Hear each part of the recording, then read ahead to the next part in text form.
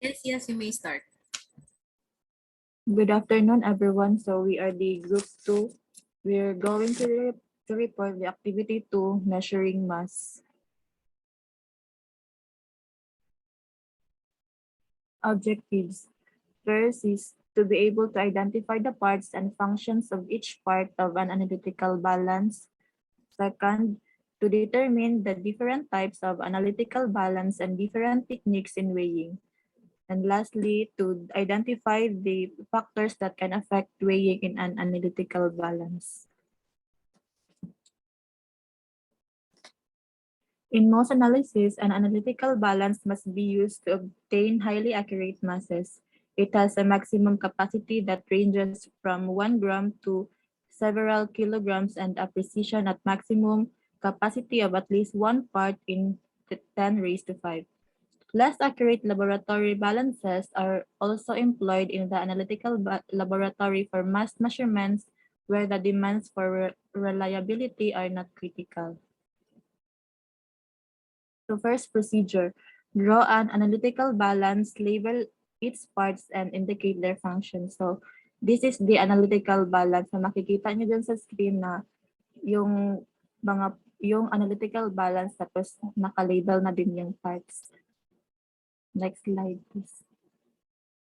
So, draft shield.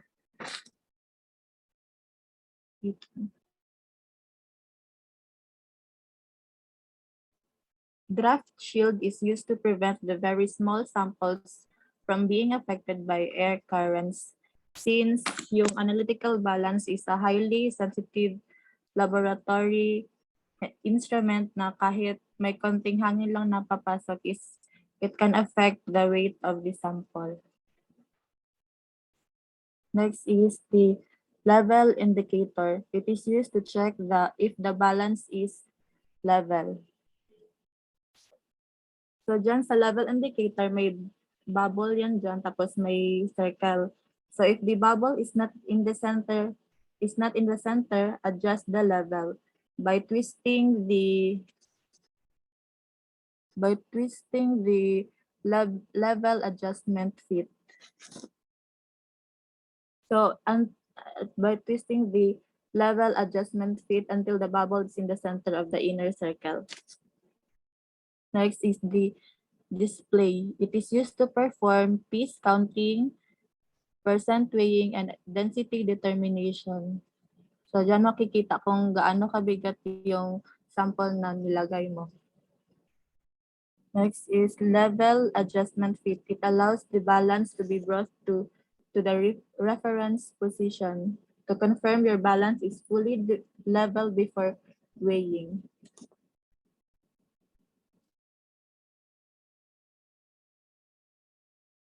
Unlevel balance can produce incorrect weight readings and can lead to weighing too much or too little of your ingredients. Power button. It is used to turn the balance on or off. Next is the tare button. It is used to adjust the balance to return to a neutral position or zero. It allows to set the balance back to zero. For example, when you measure, you usually have a container. So para di ma-include yung weight ng container, ilagay mo muna yung container inside the analytical balance tapos i-press mo yung tare button para ma-reset siya. Next is balance. Balance pan. Use as a container to put the sample of material to be measured in mass. So dyan nilalagay yung sample na i-measure mo. Last is the door handle. It is used to close and open the door.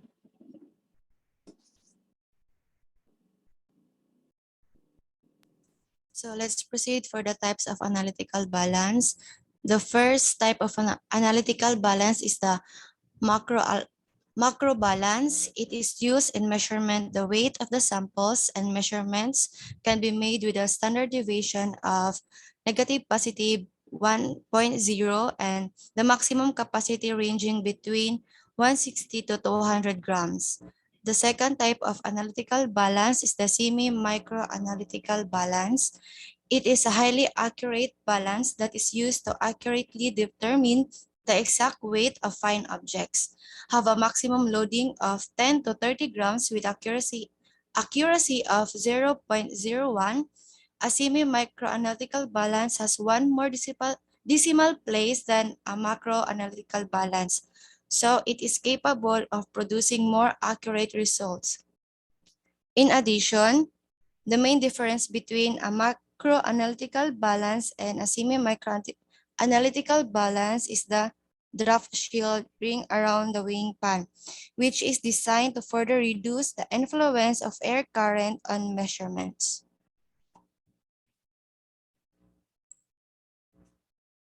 The third types of analytical balance is a microanalytical balance. A microanalytical balance is an incredibly sensitive balance that can measure the weight of minute and delicate objects.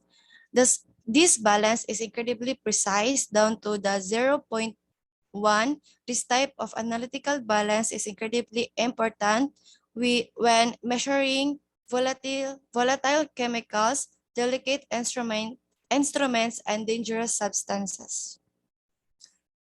The fourth type is the single pan analytical balance. This type of analytical balance is very sensitive, designed to measure. The balance has a capacity of 160 grams, a range of 1,000 milligrams on the optical scale, and accuracy of positive-negative 0.1 milligrams. The last type of analytical balance is the electronic analytical balance. It is a class of balance designed to measure small mass in the sub-milligram range. The measuring pan of analytical balance is 0.1 milligrams or better, is inside a transparent enclosure with doors so that dust not collect, and so any air currents in the room do not affect the balance operation.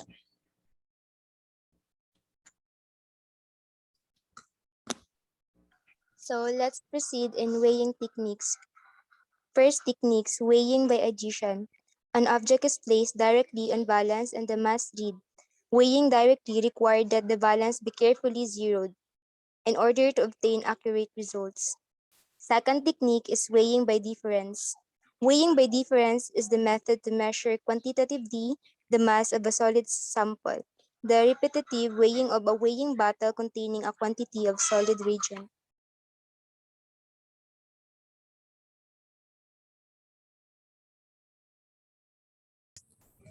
Next is the weighing errors, letter A, effect of temperature. For this test, it used a test tube to determine if different temperature can affect the weights of different samples. For convenience, use beaker to contain the test tube for stability in weighing. Put the beaker on the top loading balance and press stir for the balance to reverse at 0.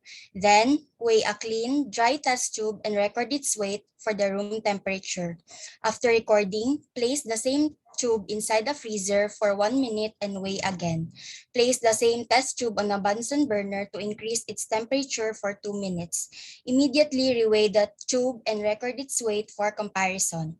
Below are the results of the experiment. So table B1 shows the effect of temperature to the weight of the test tubes. The result of the experiment shows that in a cold temperature condition, the weight of the test tube is 14.02 grams. In a room temperature condition, the weight of the test tube is 13.99 grams. And in a hot temperature condition, the weight of the test tube is 13.96 grams. Therefore, when the temperature condition is cold, the weight of the test tube becomes heavier. Next po. Next is the effect of moisture gain or evaporation. For this test, the watch glasses containing NaOH pellets, ethanol, and sulfur were used. So reweigh each sample using a top loading balance. It is aimed to know if samples subjected to air have effect on the initial and latter weight.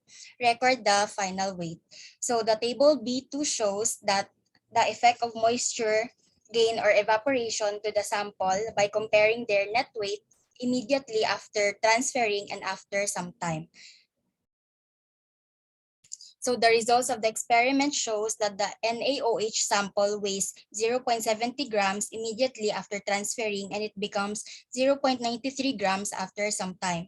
The other two decreased their weight. The ETOH sample weighs 0.09 grams immediately after transferring, and it becomes 0.03 grams after some time, while the sulfur sample weighs 0.87 grams immediately after transferring, and it becomes 0.85 grams after some time. Therefore, gaining moisture or evaporation can affect the weight of different samples.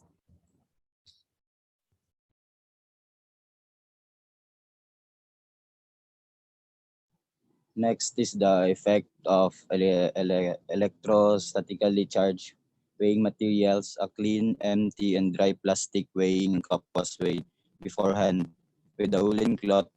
Rub the cup using it for 1 minute, then immediately reweight the weighing cup, record its weight. The table of effect of electrostatically charged sample in the initial weight of weighing bottle is 3.9094. Then the weight of weighing bottle after rubbing with cloth, woolen cloth is 3.9087. Then as what I have observed in the weight of the bottle, it doesn't change that much. It just loses 0.007. Maybe the weighing cup changed a little bit of weight after rubbing it to woolen cloth because of the charges that are generated by friction between the two objects.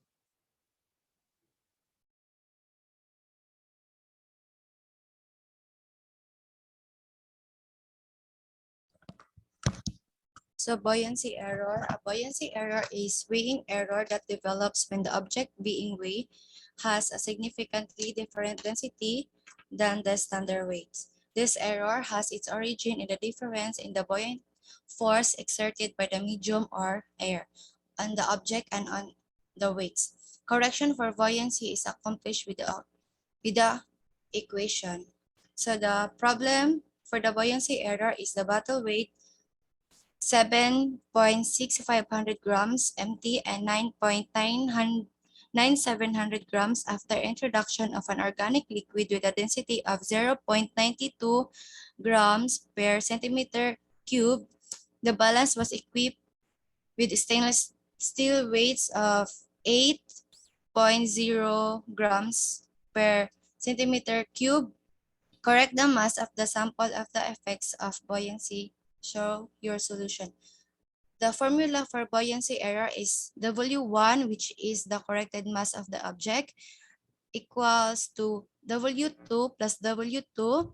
W2 is the mass of the standard weights, then plus parentheses of the air, which is the density of the air, then over the object, which is the density of the object, minus the air, which is the density of the air, and the over the weights, which is the density of the weights. So the air or the density of the air has a value of 0.0012 grams per centimeter cube, which is constant na po ang value ng the air. Then the solution. So given 7.6500 grams is the empty, and the 9.9700 is the with organic liquid. 0.92 grams per centimeter cube. 8.0 grams per centimeter cube. To find the mass of the liquid, we must subtract the 9,700 to 7.6500 grams. The answer is 2.3200 grams, which is the W2. So we need to consider only the force that acts on the 2.3200 grams of liquid by substituting of the 0.0012 gram per centimeter cube for the air, 0.92 grams per centimeter cube for the object, and 8.0 grams per centimeter cube for the weight, the density of the object. So the final answer of this problem is 2.322678087 grams, or 2.3227 grams.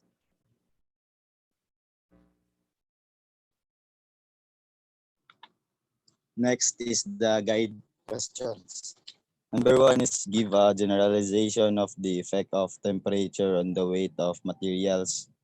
The effect of temperature on the weight of materials is when the object is heated, it will weigh more. This is because the gravitational force depends on the stress energy tensor in general relativity. Next. Number 2. Give a generalization of the effect of moisture gain or evaporation on the weight of the materials. Moisture gain has a direct proportionate effect on the weight of the materials because the materials becomes heavier as more moisture accumulates in it. Next, please. Number 3. Give a generalization and the effect of weighing electronically charged materials and its weight. When weighing materials, the effect of being electrostatically charged reduces the weight of the substance because electrostatic charge objects attract particles around them, drawing it away from the balance. 4. Discuss the precautions in using an analytical balance. There are 5 precautions in using an analytical balance in order to get an accurate results in weighing. These include the following. Keep the analytical balance calibrated at all times. Ensure that the environment is appropriate. Handle the weights properly. Store the weights in the right place. And lastly, take the proper precautions when weighing samples.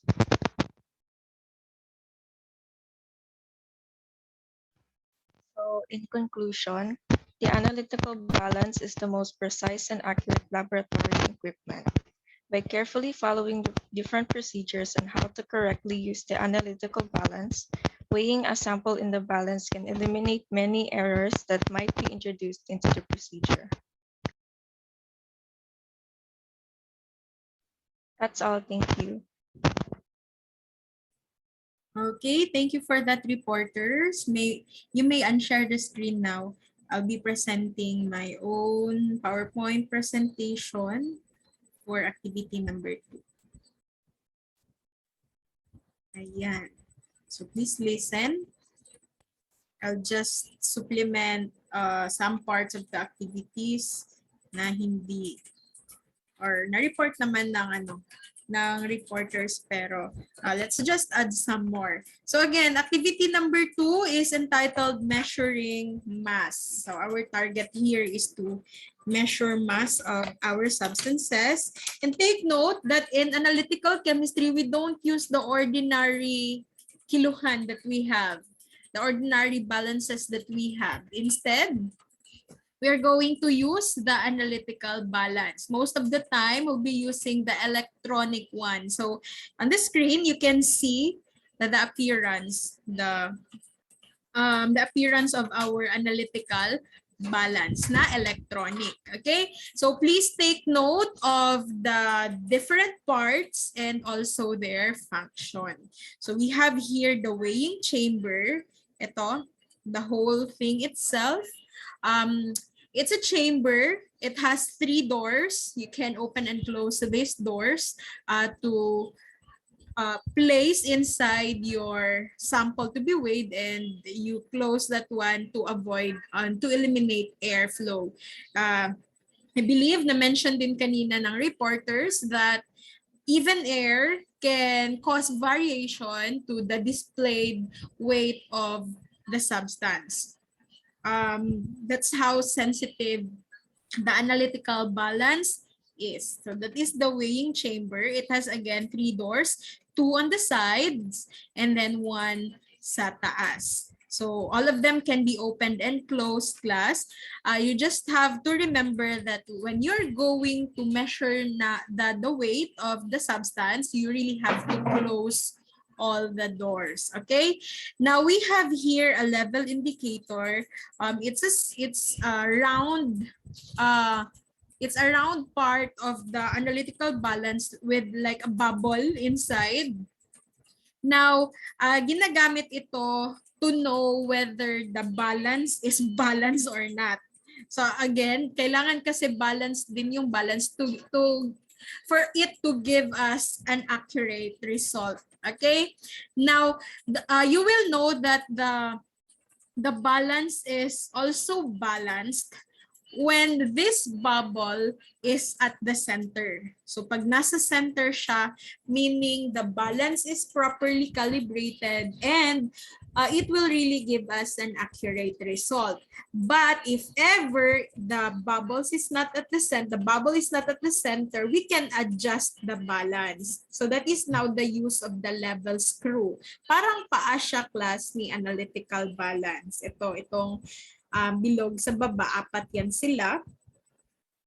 Meron ding analytical balances na dalawa lang, but we can adjust them. Pwede natin siyang iikot and you will see na the bubble inside this level indicator will move until such time that it will go back at the center. So that's how you know that your balance, your analytical balance is ready to be used. So this is the main body here, and in the main body you can see the display. So you will see there the measurement, the mass of the substance. But it has key panels at the bottom. It has a button for tearing. When you say tearing, kasi dapat before placing your substance there, everything should be in 0. So we will start at 0. Pag hindi yan siya nag-start sa 0, that's the time you push the button for tearing. And then there are some other buttons for other function, setting and calibration. You can even change the unit for the analytical balance, but most of the time we're going to use grams. But if ever the procedure requires that the weight of the substance will be in pounds, then we will just adjust the function here and it will give us a unit in pounds. Okay. And then we have here an anti-drafting ring.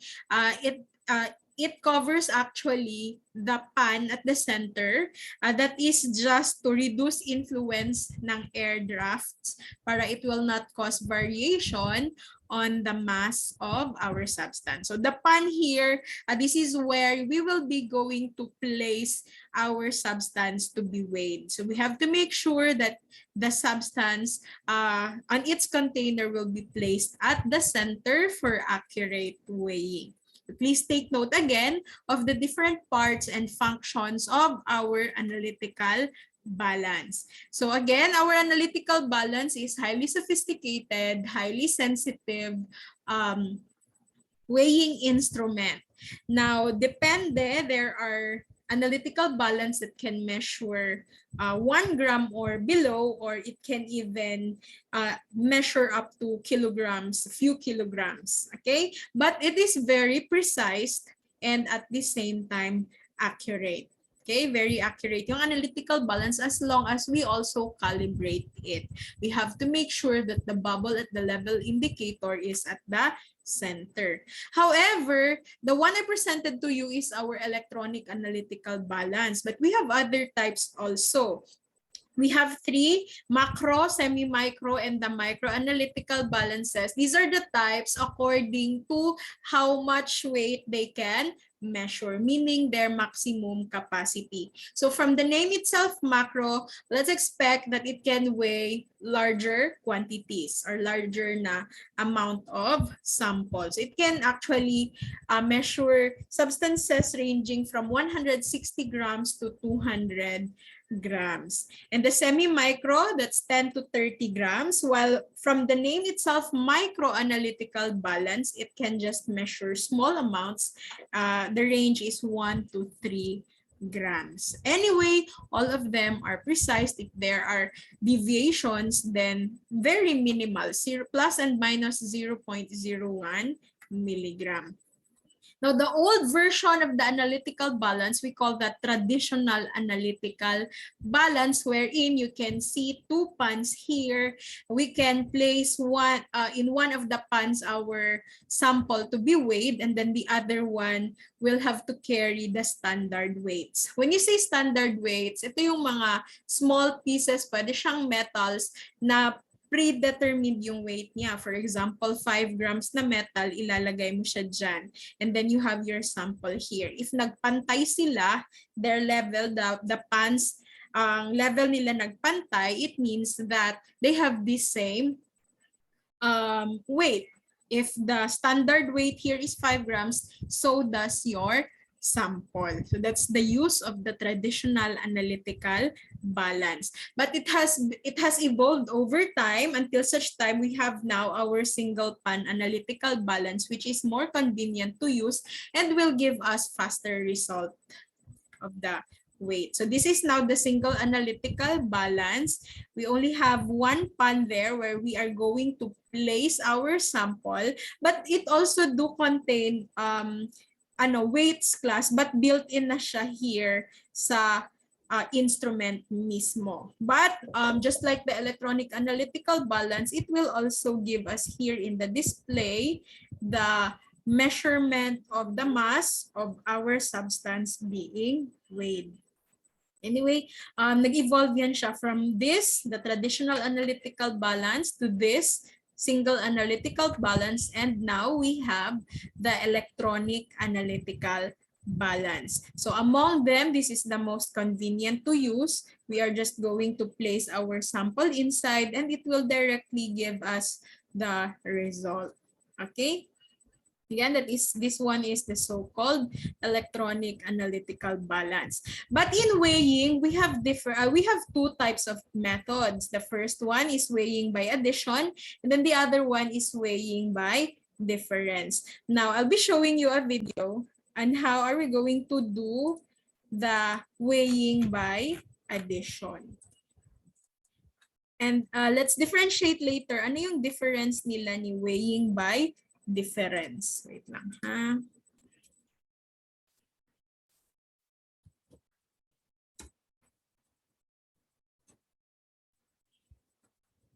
Graph really has become such a lifesaver for me when writing papers because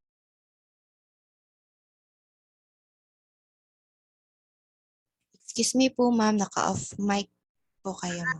Sorry. Okay, ulit. Okay, how do we do the weighing by addition, class? Take note that it will start by ensuring that our balance is properly calibrated. You just have to look at the level indicator if the bubble is at the center. Now, if that is okay, then let's clean our balance. Let's get rid of anything using a brush. So, hindi basta-bastang tinatrapuhan ng kahit ano yung ating analytical balance. Now, if that is good to go already, then we can do the weighing by addition na. Anong ginagawa sa weighing by addition?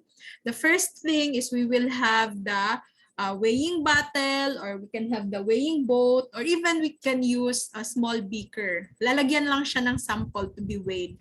Lalagay mo siya doon sa pan, close the doors, and measure the weight of the container. And then afterwards, open the door again, get the beaker or anything na ginamit natin para sa weighing ang container natin. And then after that, dun mo pa ilalagay yung sample. So ilalagay mo yung sample after placing the sample, ibalik mo siya doon sa analytical balance and read the measurement again. So we will have two measurements here. The first one is the weight of the container. The second one is the weight of the container plus the sample. Now, to get the weight of the sample, we will be using this formula. Weight of the sample is equal to weight of the container with the sample minus weight of the container. That is what you call weighing by addition. Unahin mo, weigh ang container, tapos lagyan mo siya ng sample, tapos i-weigh mo siya again. Then compute for the weight of the sample. Now, let's look at the weighing by difference. So, ano ba yung difference nila ng weighing by addition?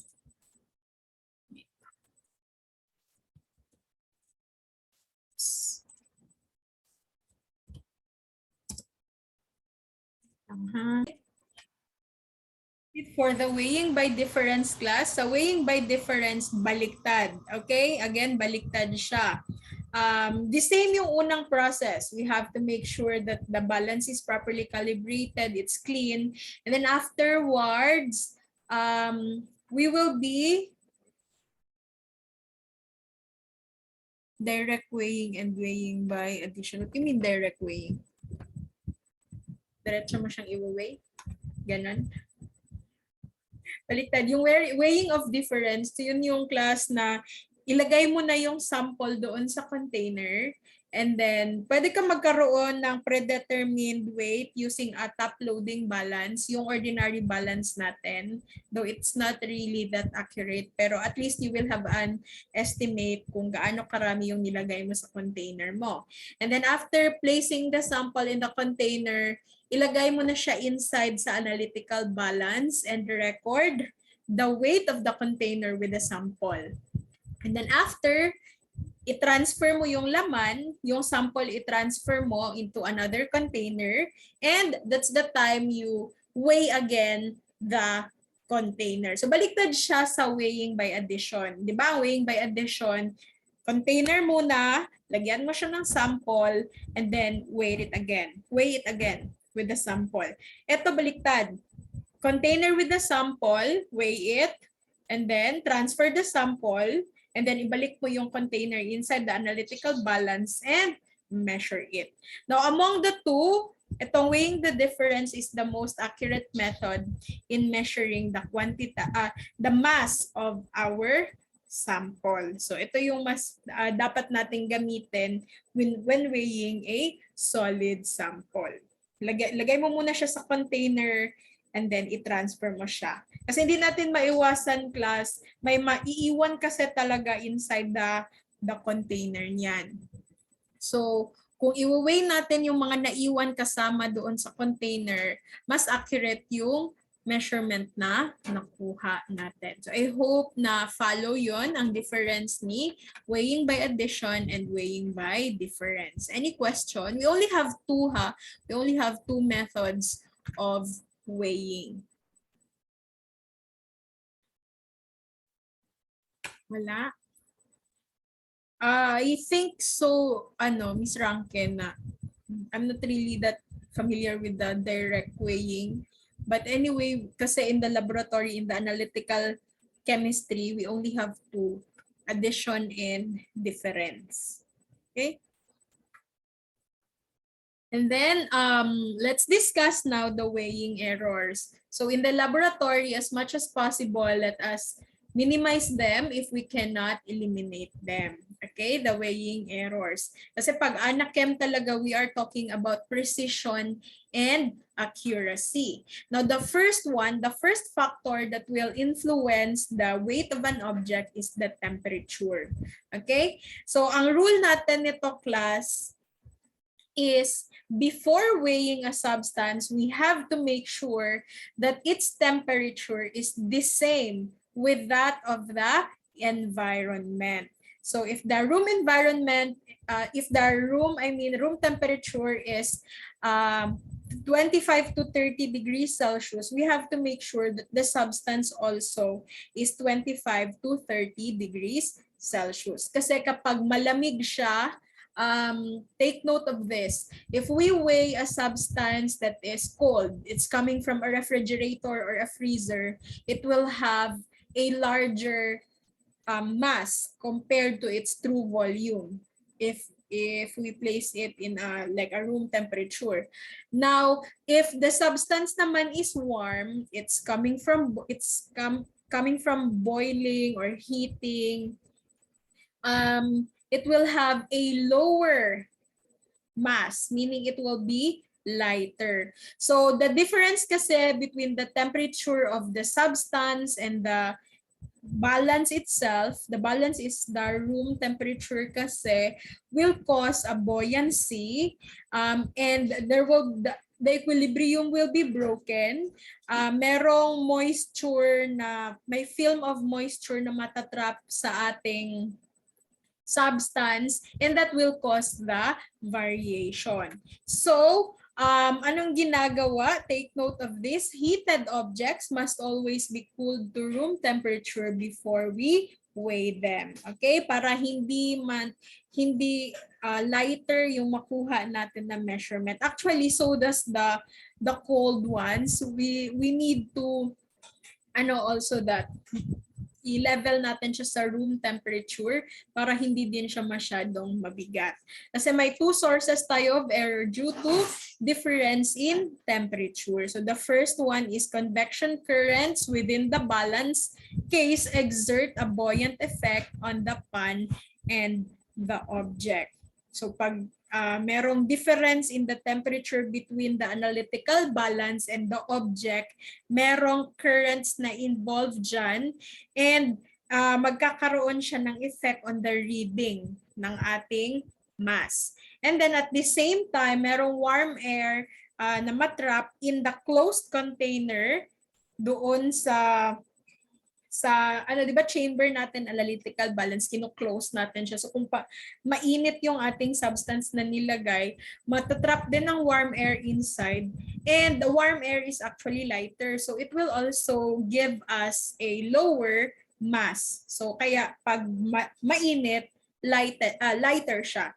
Nakita niyo yun siya in the result of the experiment. Magkaiba ang mass ng substance na kagaya ng temperature sa room temperature, and also with the cold ones, makikita mo doon na heavier siya. And then yung warm na sample is lighter. Okay? So take note, pointers in weighing, to avoid or eliminate the variation, we have to acclimatize our sample before weighing. When we say acclimatize, kung mainit siya, pa-cool down natin siya into room temperature. Kung malamig siya, ganun pa rin. So do not weigh them directly. And at the same time, na-mention naman ito even in the weighing by addition and weighing by difference, na you don't have to hold the container using your bare hands kasi meron tayong oil dito sa kamay natin. And it will cause variation also in the temperature and also with the weight mismo, mag-a-add siya. Okay? And then, para mas madaling pa-cool down or para tumaas yung temperature ng ating substance kung malamig siya, gumamit tayo ng maliliit na container. Kasi pag maliit, mas madali din yun mag-acclimatize. Okay? And we don't have to place our balance na direct yung sunlight or merong mga heat source na malapit kasi that will change the temperature of the balance itself. And it will cause variation if hindi na sila magkapareho ng temperature ng ating samples na wini-weigh. Okay? So that's the first one, temperature. Any question? You can ask. Yes? Ano yan? Wala na. Okay, so let us continue. The next one that will have an effect in the weight of our sample is moisture gain and evaporation. So we have to be careful with our chemical substances class. We have to be familiar with them, whether they are just okay without the cap or closure of the container or kailangan talaga may takip. Kasi meron tayong substances that are called hygroscopic. When you say hygroscopic, these are substances that will absorb moisture from the air or from the environment. So just like the sodium hydroxide, it will really get the moisture sa air, and if you will look at if you can observe the sodium hydroxide na pinastand lang siya in a table without takip, magmo-moisten siya after. So if you weigh that, mag-a-add talaga yun siya sa weight ni sodium hydroxide, yung tubig na inabsorb niya. Pero baliktad naman if the substance is volatile. Mag-volatilize kasi siya easily, even at room temperature, mag-evaporate siya. So that will lower down the true quantity or the true mass of our sample. So again, we have to know whether our substance is hygroscopic or volatile before weighing them. So as much as possible, let us use weighing bottles or weighing vessels that have narrow necks para limited yung ang tawag dyan, limited kung hygroscopic, limited yung air na makapasok, so limited yung moisture, okay? And hindi din siya madaling mag-evaporate if the substance is volatile. And especially, we need the closures here, the cover or the stoppers, okay? And let us get rid of any dirt, especially water in our pan na pwedeng i-absorb ng ating hygroscopic material. So again, this is number 2 factor that can influence the weight of our chemical substance. The third one is electrostatic charge. When you say electrostatic charge, that's the charge itself, especially our ions, our metals. They have electrostatic charge class. And if we place them in a container that is also charged, meron talaga yan siyang corresponding na consequence. Okay? Especially kung magkapareha sila, the substance is positively charged, the container is negatively charged, they will attract each other. And that can cause variation in the weight kasi their molecules will be attracted again to each other. Now, kung positive and positive or negative siya, they will repel each other. And then again, that will also result to a variation in the mass of the substance kasi nag-repel ang molecules mo. So, pwede siyang hilain, magkakaroon ng drift. So, example, hilain siya away kasi nag-repel nga sila sa each other, so hindi na magko-concentrate at the center yung ating weight. When you read that one in the analytical balance, mag-iiba siya. So pointer, so para ma-eliminate or ma-minimize natin yung effect ng electrostatic charge, as much as possible, let's use neutral na substances, anti-static instrument para ma-neutralize natin yung charges on the surface. So we have anti-static na mga products or mga instruments like yung gloves natin, yung mga weigh boats, or yung meron tayong mga glasswares or even metalwares class that are actually anti-static. So yun yung gamitin natin during weighing. So even if charged yung particle, walang magiging reaction. And as much as possible, let's maintain humidity, air humidity above 60%. When you say humidity, it's the amount of moisture in the air. We don't have problem that with humidity in the Philippines actually kasi ang Philippines is hot and humid, meaning yung ating climate is hot pero we have moisture in the air. In some cases, problem siya, pero in this case, hindi siya problem. Okay. Ang ibang cases na problem siya kasi since we have moisture in air, pwedeng lagkit yung feeling mo kasi nga may moisture yung air natin. Or kung sa mga drugs hindi ito favorable sa mga drugs kasi madaling masira kapag maraming moisture sa hangin. Okay? Kasi the presence of water will will increase the risk of bacterial contamination. That's for the other substances. Okay, but for weighing, kailangan 60% and above. Now, the last one is about buoyancy error. Yung mga analytical balances kasi natin nowadays have built-in weights. May mga built-in weights na yan sila. Yung mga traditional lang kasi nakahiwala yung weights. Yun kasi yung parang magtitimbang sa substance mo na kung magkapareha sila ng weight nitong weights na tinatawag, meaning magpapantay yun sa loob and then yun yung ibibigay niya sa iyo na reading. Ang problem natin if there is a significant difference between the density of your substance and the built-in weights. Okay, yung mga built-in weight sa loob ng ating analytical balance. Magkukos kasi siya ng buoyancy error. So meron kasing buoyant force exerted by the air and the object doon sa weights na nasa analytical balance natin. So before giving the weight of the object, we have to correct it. And how do we correct it? We can use this formula. W1 is equal to W2 plus W2 times density of air over density of object minus density of air over density of the weights. Okay? So yung weight W1 there is the corrected mass of our sample. The W2 is the mass of the standard weights. The standard weights are those built-in weights in our analytical balance. Or kung hindi man siya built-in, kung traditional balance, so nakahiwalay siya. But we will be multiplying it to the density of the air. Take note class, the density of the air is constant. That's 0.0012 grams per cubic centimeter. And let's divide it sa density of the object. The object there is our sample. And then minus the density of the air again, but this time let's divide it sa density ng ating weights. So in the problem, in the worksheet, it has given you actually a sample problem.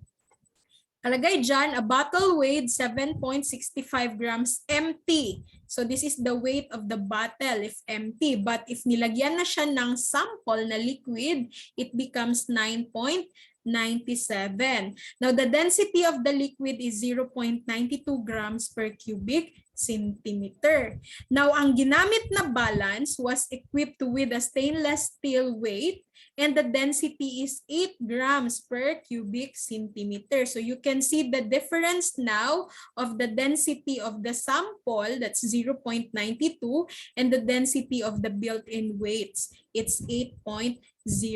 So definitely we will assume that buoyant force will be exerted here and magkakaroon siya ng buoyancy error. Therefore, we are going to correct the mass of the sample for the effects of the buoyancy. Take note that the density of air is constant. So 0.0012 grams per cubic centimeter lang talaga yan siya.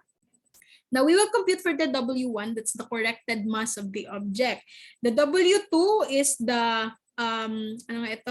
mass of the standard weights. Ito ano lang to siya, ito actually ang W2, yan yung weight ng object na hindi pa siya na-correct.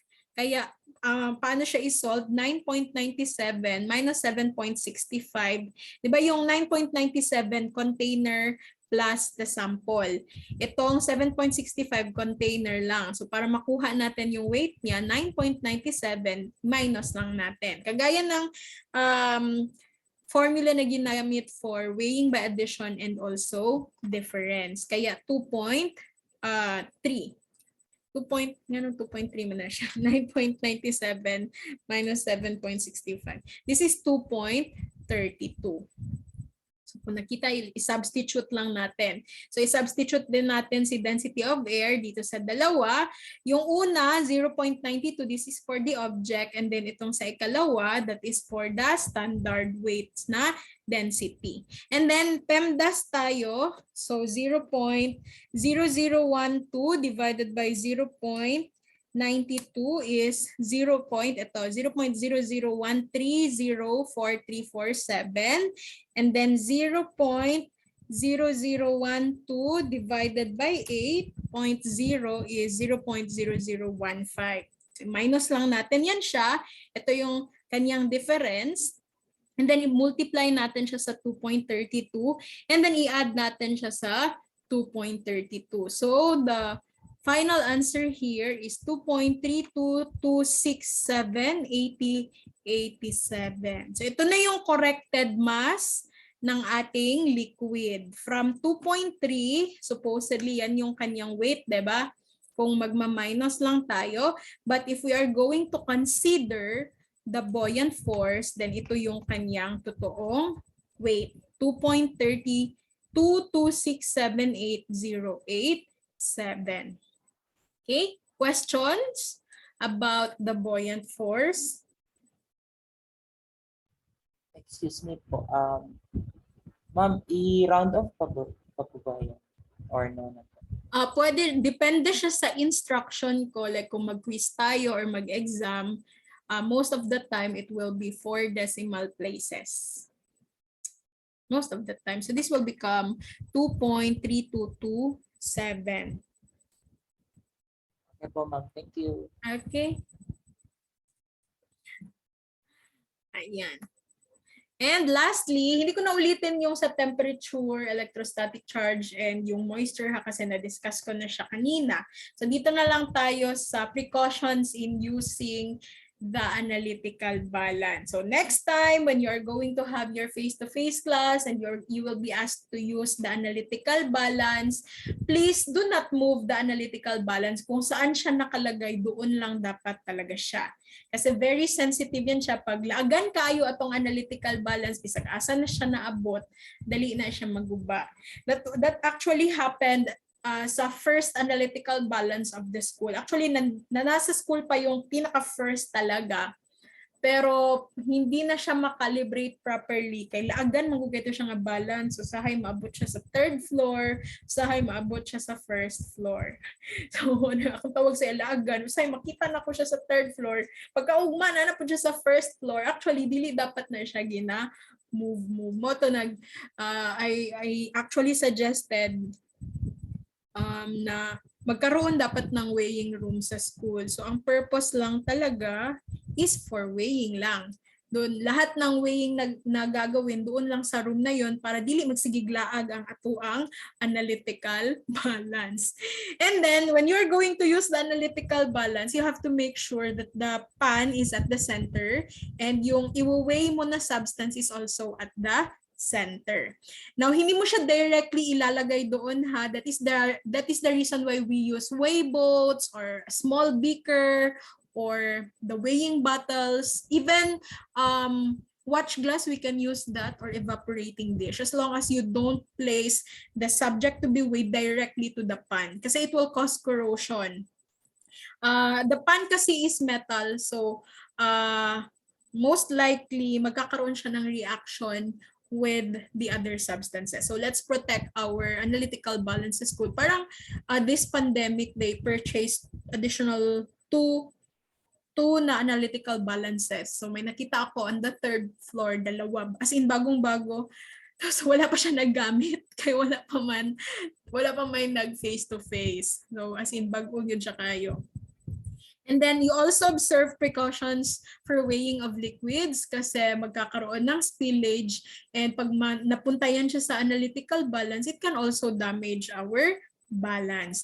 Now, if for example, you're going to weigh and then the bubble at the level indicator is not at the center, you can adjust the screw sa baba, yung kanyang parang paa. Pero if you are not really sure on what to do, you can always call the instructor for help. And please clean the balance always. Ano yung ginagamit? Yung brush. Pwedeng camel's hair brush. Yung ginagamit natin sa school. Pang pintura na brush. Pwede na yan siya to get rid of the spillage, yung any dust in our analytical balance. And take note, we don't weigh warm substances or even yung very cold substances sa analytical balance. Kailangan i-acclimatize muna. Kailangan naka-room temp. And take note, we don't hold the container with our bare hands kasi may oil tayo sa kamay, nakaka-add yun siya sa weight ng ating object. So it can also moisten our object kung direct fingers natin. So we can use either the tongue or nakita nyo kanina sa video, meron silang ginamit na finger pads. Okay, so those are the precautions that we use, we are going to do in using our analytical balance. So that is activity number 2. I hope you learned something about our activity number 2. Okay, questions?